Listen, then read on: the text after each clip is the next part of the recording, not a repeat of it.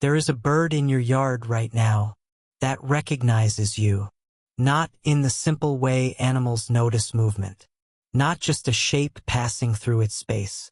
It knows your face. It remembers how you move, and it has been watching you for longer than you think. Every time you step outside, every small routine you repeat is paying attention, and based on what it has learned about you, it has already decided what kind of human you are. Welcome back to the Silent Bird Signal. If you're new here, subscribe because what you're about to hear will change the way you see every bird that visits your yard.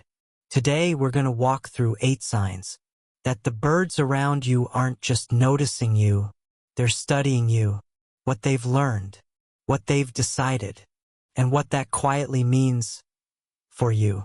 Stay with me until the end, because sign number 6 is something researchers didn't believe was possible, and sign number 8 is the one that changes everything.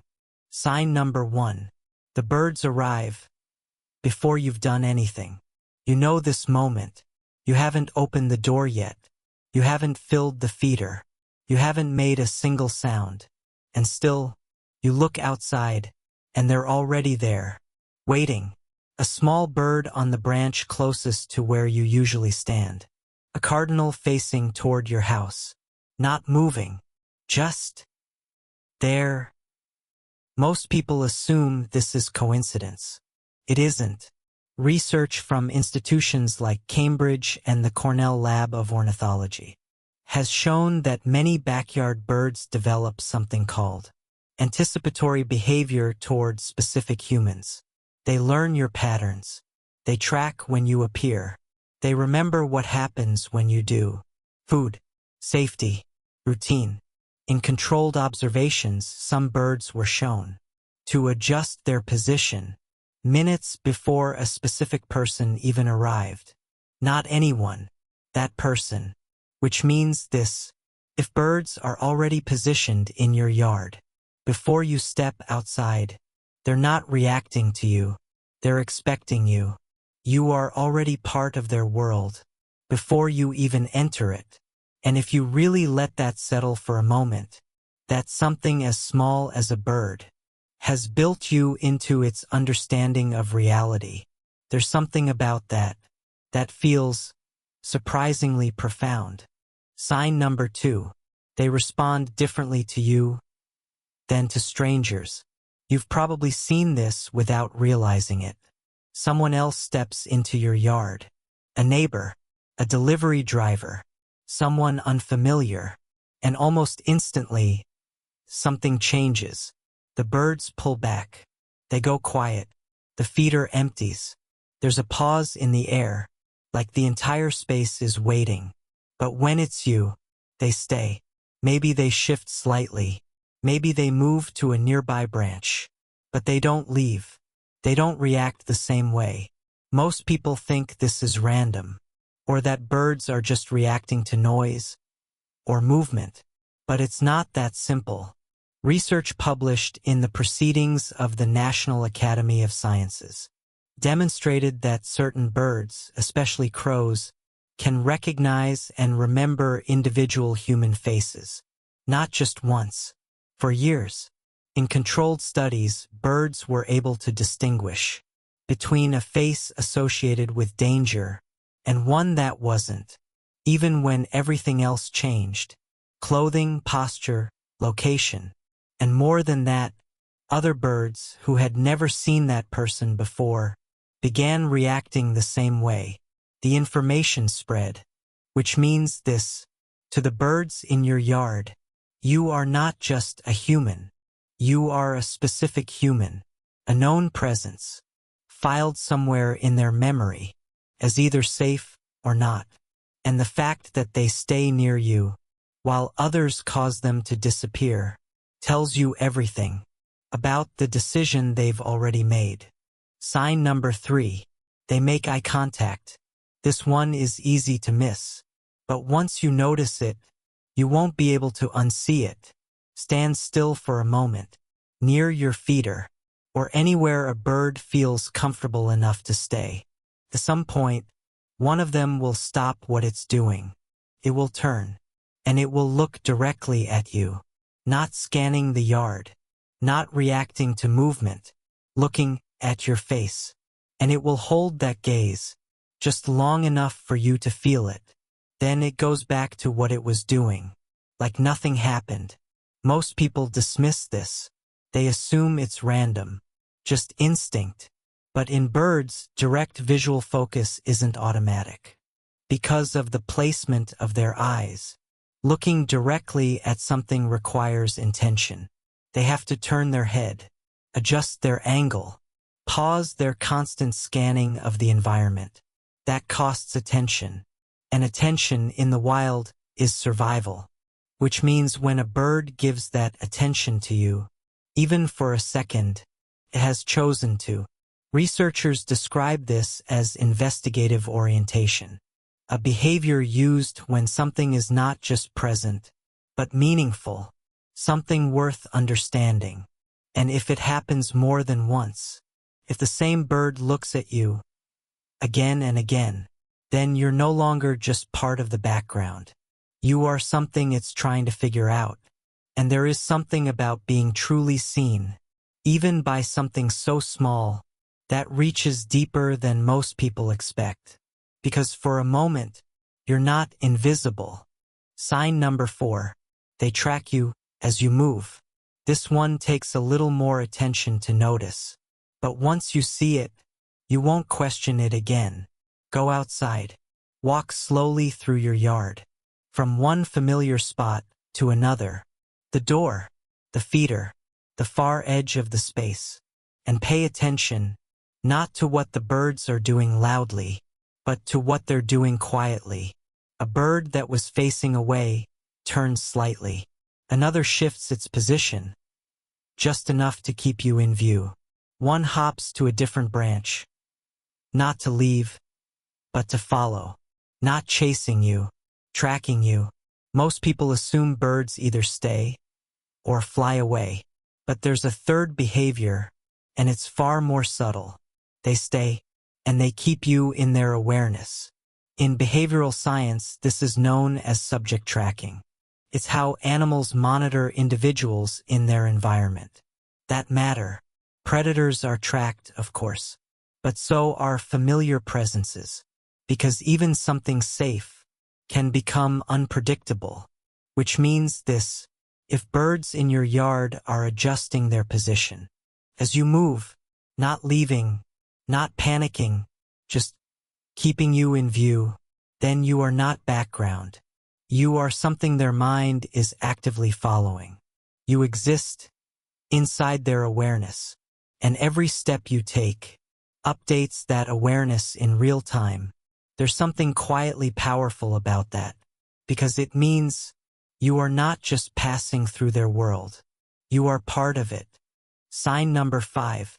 They've told other birds about you. This is where it becomes harder to ignore, because now it's no longer just one bird noticing you. It's many, and some of them have never even interacted with you directly. You might have seen this before. A new bird appears in your yard, one you've never noticed, and yet it behaves as if it already knows you. It doesn't panic. It doesn't react like a stranger would expect. It just fits into the same pattern, as if it's already been informed. Most people would dismiss this. They assume each bird acts independently, that every interaction starts from zero. But that's not how it works. Research on species like crows has shown that birds are capable of something called social learning of human identity. They don't just learn about you themselves. They share that information. Young birds who have never encountered a specific person can inherit the same reaction patterns simply by observing others. Avoidance, trust, recognition, passed along without direct experience. And it's not just visual. Birds communicate constantly through sound, subtle calls, variations in tone, signals that carry meaning other species can even interpret. If one bird signals that you are safe, that information spreads, quietly, naturally, without you ever noticing, which means this: your presence in your yard is not stored in one mind. It exists across a network, a shared understanding, a reputation. And when the birds around you continue feeding, continue moving, continue existing without fear in your presence, that isn't just individual trust. It's collective. They've decided, together, and in a way that most people never stop to consider, they've already agreed on who you are. Sign number 6. They've started bringing you things. This is the point where most people hesitate, because now it no longer feels like observation. It feels intentional. You might not have noticed it at first. A small object, near where you usually stand. Pebble, slightly out of place. A piece of something that doesn't belong there. Easy to ignore. Easy to dismiss as random. But then, it happens again and again. Placed, not dropped. Most people would never connect this to birds. It feels too deliberate, too human. But long-term observations of certain bird species, especially crows and jays, have documented something unexpected. Objects appearing in locations tied to specific people. Not scattered, not accidental, positioned. Researchers studying corvid behavior began noticing patterns, where birds would leave small items near feeding spots, associated with a particular human. Shiny fragments, twigs, pieces of debris, nothing of obvious value, but consistently in the same place, and importantly, not for everyone, just one person, the one they had learned, the one they had observed, the one who had, over time, become part of their world. What researchers are still trying to understand is not whether this happens, but why. Is it exchange? Is it curiosity? Is it something closer to what we would call a gesture? There isn't a clean answer yet, but there is one thing that is clear. It is not random, and if you've ever found something placed in a way that made you pause, something small, but strangely deliberate, you might want to reconsider what you're looking at, because it's possible you weren't just noticing something, you were being responded to. Sign number 7. The sounds around you have changed. This one doesn't rely on what you see. It depends on what you hear. Step outside. And don't look for movement. Listen. There are always sounds in a yard with birds. But they're not all the same. Some are sharp, quick, almost urgent. Others are softer, rhythmic, almost conversational. Most people hear noise, but what's actually happening is communication. Birds use different types of calls to signal completely different things. Alarm calls, short, high-pitched, difficult to locate, designed to warn, to alert, to say something is wrong. And then there are contact calls, gentler sounds, that maintain connection, a kind of background reassurance. Everything is fine. Stay where you are.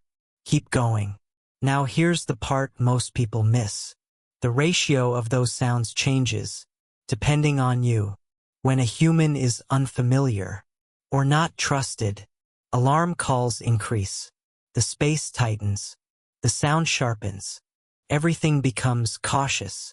But when a human is known and categorized as safe, those alarm calls begin to fade. They don't disappear completely, but they soften, and something else takes their place. Normal behavior, soft movement, quiet communication. Life continues without interruption, which means this: the sound of your yard is a reflection of how you've been understood, not by one bird, but by many.